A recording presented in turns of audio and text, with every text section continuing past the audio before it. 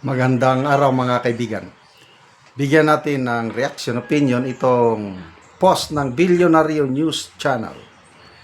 The House of Representatives has come under fire for approving a measure or bill declaring the fourth Thursday of November each year as National Thanksgiving Day. Wow!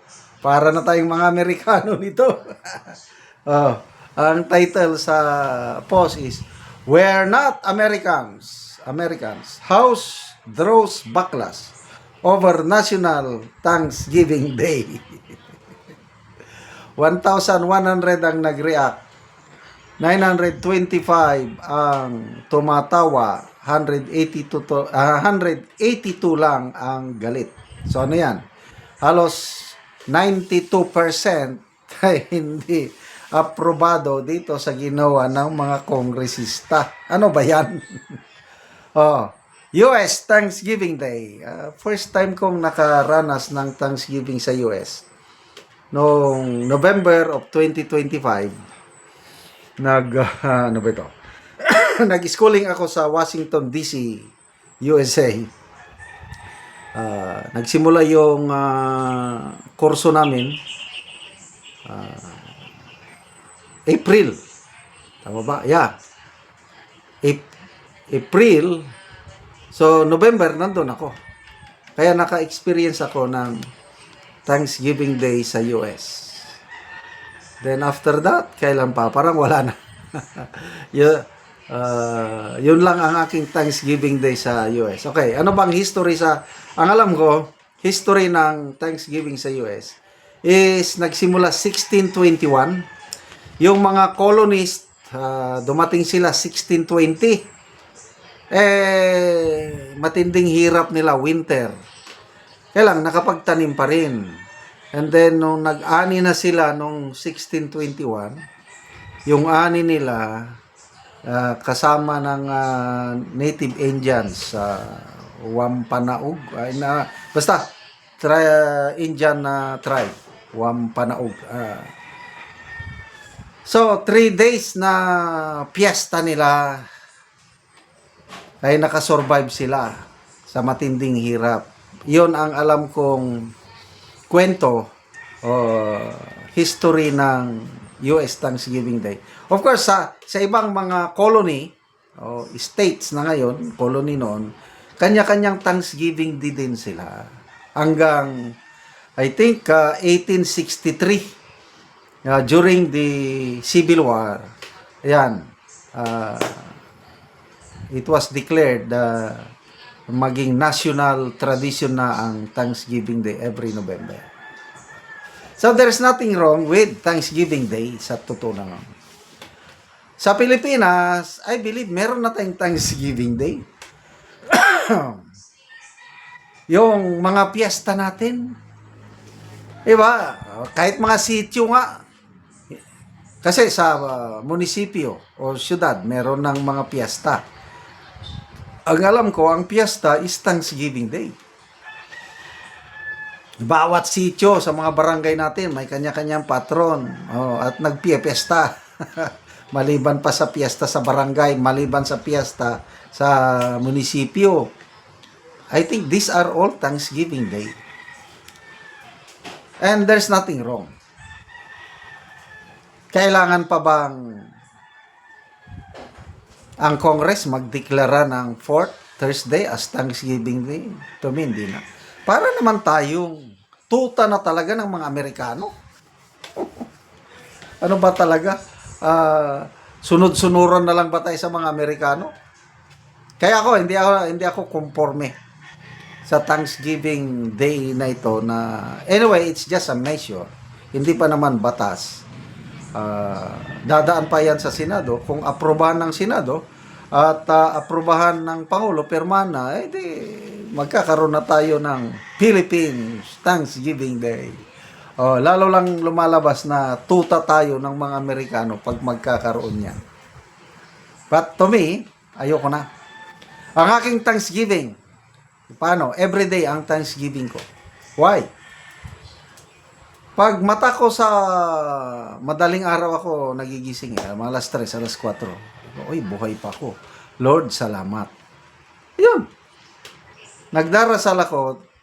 So to me, Thanksgiving should be a daily feast o daily. Kasi ang buhay natin, hiram lang sa Diyos. Anytime kunin na ng Panginoon ang buhay, di wala na. Kaya nga, isang paborito kong kanta yung Hiram sa Diyos. O, sino ako? Hiram sa Diyos ang ating buhay. Ikaw at ako, tanging handog lamang. Di ko ninais na ako'y isilang,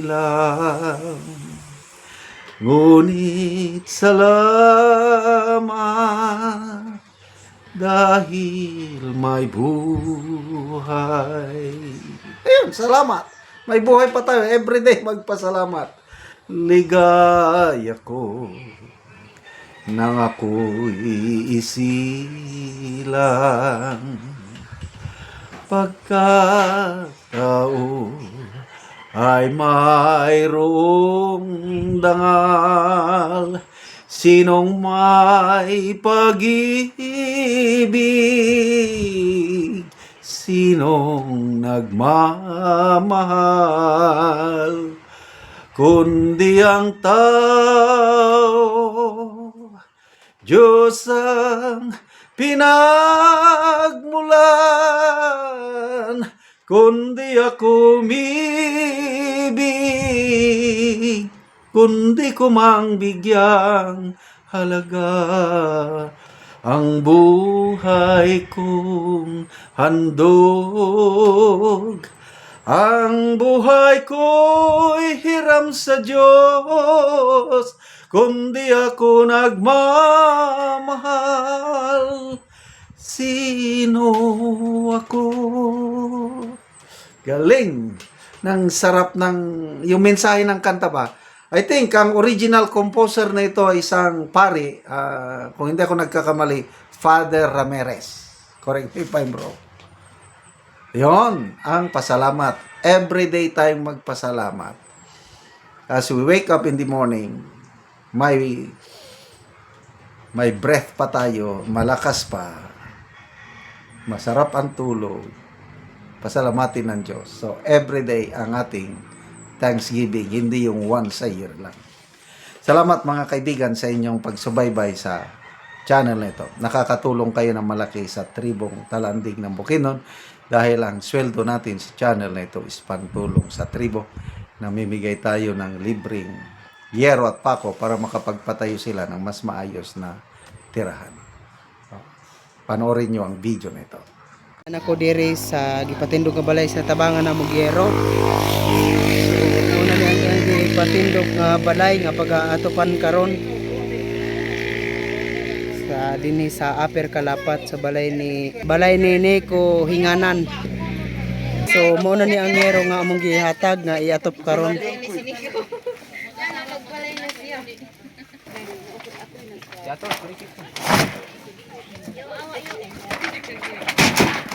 Duduk ke kapatan dan dimensi. Baik, tadi baru.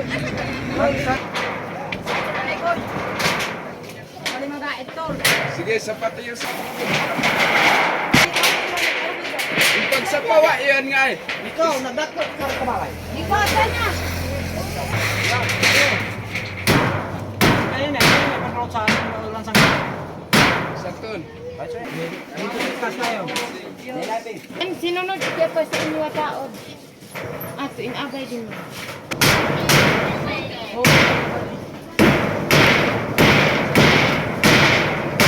O karon humanagyod sa pag-atop ang ginatabang nga yero. So natupan na gyud ang ilang gipatandog nga balay ni Nico. Salamat sa Ginoo ug sa nagatag sa sin kay nakatop na ko sa akong ipatupod nga balay.